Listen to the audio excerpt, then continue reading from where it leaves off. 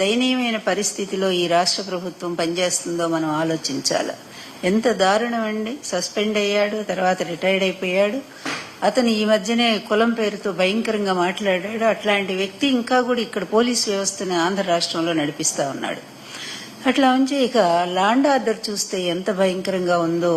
ఏర్పడక ముందు ఈ red book రాజ్యాంగాన్ని అమలు చేస్తున్నటువంటి లోకేష్ గారు బహుశా చరిత్రలో స్థానం సంపాదించాలనుకున్నారేమో బహుశా. ఎందుకంటే చరిత్రలో రెండు ఉంటాయి, ఒకటి మంచి స్థానం, ఇంకొకటి చెడ్డ స్థానం. రాముడు, కృష్ణుడు ఇలాంటి వాళ్ళంతా కూడా చాలా యుగ పురుషులుగా మంచి వాళ్ళుగా కీర్తించబడితే, రెండో వైపున కంసుడు, రావణాసురుడు, తర్వాత హిరణ్యకశిపుడు, హిరణ్యాక్షుడు ఇలాంటి వాళ్ళంతా కూడా చెడ్డవాళ్ళు. వాళ్ళు చరిత్రలోనే ఉన్నారు. వీళ్ళున్నంత వరకు వాళ్ళు ఉంటారు. అట్లాగే ఇక్కడ కూడా ఎన్టీఆర్ గారు, అదేవిధంగా రాజశేఖర రెడ్డి గారు, జగన్ గారు మంచి పాలకులుగా వీళ్ళు చరిత్రలో ఉంటే, ఇటువైపు చంద్రబాబు నాయుడు, ఆయన కూటమి వీళ్ళంతా కూడా చరిత్రలో వాళ్ళు ఉంటారు చెడ్డ పాలకులుగా.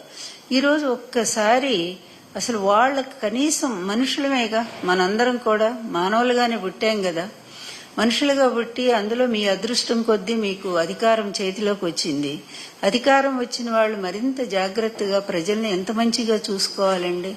ఆ బాధ్యత మర్చిపోయి ఇష్టం వచ్చినట్టు ఒక పిల్లవాడి చేతికి ఒప్పజెప్పేసి నీ ఇష్టం వచ్చినట్టు నువ్వు ఈ రాష్ట్రాన్ని నడిపించు అంటే, ఏమీ తెలియనటువంటి వాడి ఇష్టం వచ్చినట్టుగా పిచ్చోడి చేతిలో రాయిలాగా ఎట్లా పడితే అట్లా ఆర్డర్లు ఇస్తూ ఈ విధంగా ఇంత దారుణంగా అమానుషంగా ప్రత్యర్థుల మీద, అంటే ప్రతిపక్ష పార్టీల కార్యకర్తల మీద, వాళ్ళ ఇళ్ల మీద వాళ్ళ దాడులు ఏంటండి.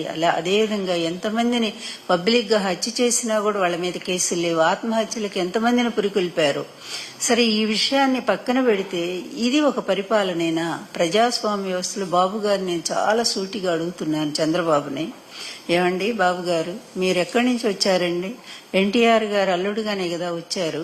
ఎన్టీఆర్ గారు ఇప్పటికి కూడా సువర్ణాక్షరాలతో నిలబెట్టుకోదగినటువంటి ఒక మంచి పరిపాలన అందించారనే కదా ఇప్పటికీ ఆయన కోట్లాది మంది అభిమానులు నీరాజనాలు వెలుగుతున్నారు. మరి మీరు పోతే మిమ్మల్ని ఎవరన్నా అనుకునే వాళ్ళు ఉన్నారండి? మీ కనీసం మీ పీడ పోయింది అనుకునే వాళ్లే తప్ప ఎవరో ఇక కొద్ది మంది మాత్రం మీ వల్ల లబ్ధి పొందినో మీ బినామీలు వాళ్ళు బాధపడతారేమో గాని మరి ఎవరు కూడా మీ గురించి బాధపడే ప్రశ్న లేదండి. నేను ఒక్కటే అడుగుతున్నాను, మీకు 75 ఏళ్లు దాటిపోయి 76 ఏళ్లు వచ్చాయి. మరి అదేవిధంగా మీ ఆరోగ్యం కూడా ఏం బాగాలేదు. ఇది మీకు లాస్ట్ అధికారం అండి. ఈ చివరి అధికారంలో చివరిలో ఉన్నారు, వయసులో కూడా చివరిలో ఉన్నారు, ఒక అస్తమయ దిశలో ఉన్నారు. ఇలాంటప్పుడైనా సరే కొంచెం జ్ఞానం అండి, జ్ఞానం కలిగి నాకు మళ్లీ భగవంతుడు ఒక అవకాశం ఇచ్చాడు పరిపాలించడానికి. ఈ ప్రజల్ని ఇప్పుడైనా సరే నేను మంచిగా చూసి, ఇన్నాళ్లు ఏదో పనులన్నీ చేశాను, ఎన్నో అరాచకాలు చేశాను, ఎన్నో అవినీతి పనులు చేశాను, సొంత మామనే చావుకు దగ్గరగా తీసుకెళ్లాను, సొంత అత్తను రోడ్డు మీద పడేశాను, ఎప్పుడు అక్రమాలతో, అన్యాయాలతో, అవకాశవాద కూటములతో అందరితో ఇష్టం వచ్చినట్టు అక్కడ ఒక పాలసీ లేదు, ఒక విలువ లేదు, ఒక నీతి లేదు, ఒక న్యాయం లేదు. అలా ఇష్టం వచ్చినట్టుగా అందరితో కూడా మరి కూటమి కట్టాను నేను. వాళ్ళని తిడతాను, మళ్ళీ వాళ్లతోనే చేతులు కలుపుతాను. చివరికి ఏ పార్టీ తెలుగుదేశం పార్టీ కాంగ్రెస్ కు వ్యతిరేకంగా పుట్టిందో అదే కాంగ్రెస్ వాకిట కూడా తెలుగుదేశం పార్టీని తీసుకెళ్లి నిలబెట్టాను. ఇన్ని నీచ పనులు చేసి ఎందుకంటే అధికారం కోసం, అధికారం ఎందుకంటే లక్షల కోట్లు సంపాదించడం కోసం. అంతే తప్ప నీ పాలసీలో, నీ బుక్లో ఎక్కడా కూడా ప్రజాస్వామ్యం అనే పదానికి అర్థం లేదు. అదేవిధంగా ప్రజలను మంచిగా చూడాలనేది ఇప్పటి 95 నుంచి నువ్వు ముఖ్యమంత్రి అయిన దగ్గర నుంచి ఈ 2025 4 సార్లు అనుకుంటాను ముఖ్యమంత్రి అయింది. ఈ 4 సార్లు ముఖ్యమంత్రిగా ఉండి నువ్వేం చేశావు? ఇప్పుడైనా ఒక్కసారి ఆత్మవిమర్శ చేసుకోవా బాబు? ఇక్కడ సమాధానం చెప్పకపోయినా అక్కడైనా చెప్పుకోవాల్సి ఉంది కదా. అబద్ధాలతో జీవితం అంతా గడిపావు, అదే అబద్ధాల కోటలో జీవిస్తా ఉన్నావు. ఇప్పటికి కూడా నువ్వు ఆడినటువంటి ఇన్ని అబద్ధాలు, లక్షల అబద్ధాల్లో ఏ ఒక్క అబద్ధాన్ని ఎప్పుడైనా సరే నువ్వు ప్రూవ్ చేయగలిగావా? నానాడు లక్ష్మీపార్వతి దగ్గర నుంచి ఈ రోజు జగన్మోహన్ రెడ్డి వరకు కూడా ఎన్ని అబద్ధాలు ఆడావు. నిన్నగాక మొన్ననే కదా తిరుపతి లడ్డూ విషయంలో పెద్ద అబద్ధం ఆడావు. అదేవిధంగా ప్రతిదాని మీద ఒక అబద్ధం ఆడుతూనే ఉన్నావు. అట్లాగే పరిశ్రమల మీద అబద్ధం ఆడుతున్నావు.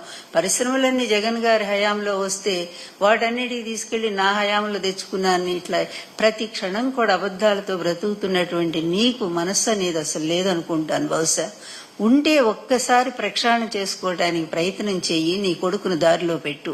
ఎందుకంటే నీ కొడుకు విచ్చలవిడిగా ఎట్లా దున్నపోతులాగా విచ్చలవిడిగా ప్రవర్తిస్తా ఉన్నాడు రాష్ట్రంలో. అతని అరాచకాలు మామూలుగా లేవు, అతని అవినీతి కూడా మామూలుగా లేదు. అందుకే యథా రాజా తథా ప్రజ, యథా పిత తథా సూత అనేటువంటి ఒక సామెత మీలాంటి వాళ్ళని చూసే పుట్టింది. ఎక్కడైనా మంచి వాళ్ళకి మంచి కొడుకులు పుడతారు, చెడ్డవాళ్ళకి చెడ్డ కొడుకులు పుడతారు, ఒక్కోసారి చెడ్డవాళ్ళకి కూడా మంచి కొడుకులు పుడతారు, అదేవిధంగా మంచి వాళ్ళకి చెడ్డ పిల్లలు కూడా పుట్టొచ్చు. కానీ మీ సంప్రదాయంలో, నారావారి సంప్రదాయంలో చెడునే ప్రోత్సహిస్తూ, అబద్ధాలనే ప్రోత్సహిస్తూ కంటిన్యూగా ఈ ప్రజలు ఏం తప్పు చేశారనండి, వాళ్ళు ఇష్టమైన వాళ్ళకి వాళ్ళు ఓటు వేసుకోకూడదా? వాళ్ళకి న్యాయం చేసిన చోట వాళ్ళు చెప్పుకోకూడదా? అలాంటి వాళ్ళ మీద ఇంత కక్ష సాధింపు చేస్తా ఉన్నాడే నీ కొడుకు. ఇప్పుడైనా నువ్వు నియంత్రించవా? రెడ్ బుక్ రాజ్యాంగం ఏంటయ్యా? ఇది ప్రజాస్వామ్య వ్యవస్థ లేకపోతే నారావారి వ్యవస్థ? దీనికి సమాధానం చెప్పండి. ఇదేమన్నా ఆటోక్రసీ అనుకున్నారా, డెమోక్రసీ అనుకున్నారా? ఆటోక్రసీలో అప్పుడు కూడా రాజులు చక్కగా ప్రజా పరిపాలన బాగా చేసేవాళ్ళు.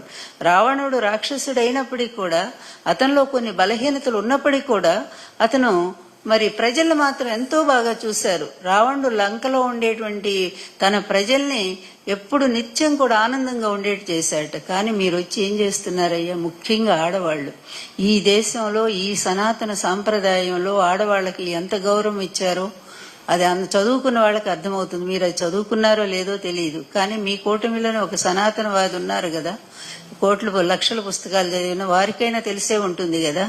ఏమండి, ఎత్ర నార్యస్తు పూజ్యంతే రమంతే తత్రా వై దేవాహ అని చెప్పి మనం చదువుకున్నాం కదా. అలాంటి సూక్తులన్నీ ఏమైపోయినాయండి? గృహిణీ గృహముచ్యతే.